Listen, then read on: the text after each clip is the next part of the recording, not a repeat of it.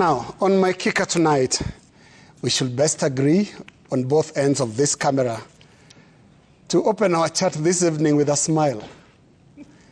You know, yesterday, the 20th of March, was the International Day of Happiness. Yes, I'm not making this up. It's real. We are one day late, but hey, happy International Day of Happiness. If as a Kenyan you are hearing about the International Day of Happiness for the first time, don't worry. We are a nation of nearly, if not over 50 million souls, meaning there is a very good chance of a critical mass that is not very familiar with the day. So let me share a few details I've gathered about the International Day of Happiness. The day was proclaimed through a United Nations General Assembly resolution way back in July 2012 as a way of, quote, recognizing the relevance of happiness and well-being as universal goals and aspirations in the lives of human beings around the world, and the importance of the recognition in public policy objectives. The happiness resolution, if I can call it that, also recognized the need for a more inclusive, equitable, and balanced approach to economic growth that promotes sustainable development, poverty eradication, happiness, and the well-being of all the people. The UN resolution proclaiming the International Day of Happiness was initiated by Bhutan, a tiny kingdom nation that is 15 times smaller than Kenya. Bhutan's happiness story is an interesting one.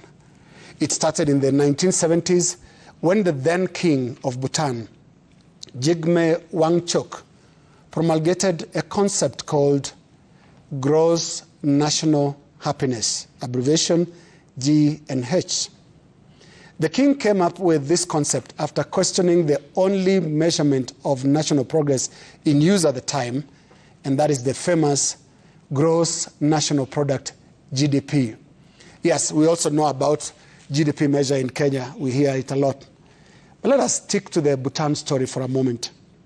The king, who, by the way, was a teenage monarch in the 70s, believed strongly that other than GDP, happiness must be made an indicator of national progress in Bhutan. But then the king's beliefs rested on a deeper foundation that framed the philosophy of governance, the 9 domains rather, to 4 pillars around which governance must revolve even today. Pillar 1, good governance. Pillar 2, sustainable socio-economic development. Pillar 3, preservation and promotion of culture, and Pillar 4, environmental conservation. And with that elaborate structure, and for picking gross national happiness over gross national product GDP, Bhutan gifted the world the International Day of Happiness. In this year's happiness index, Bhutan did not even make it to the list of top 20 happiest countries.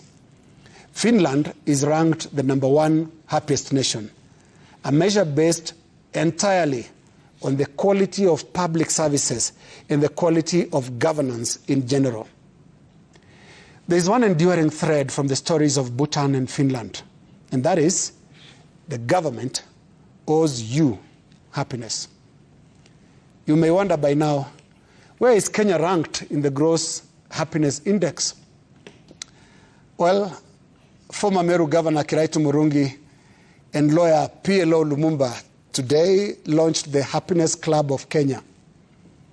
Club, yes, club.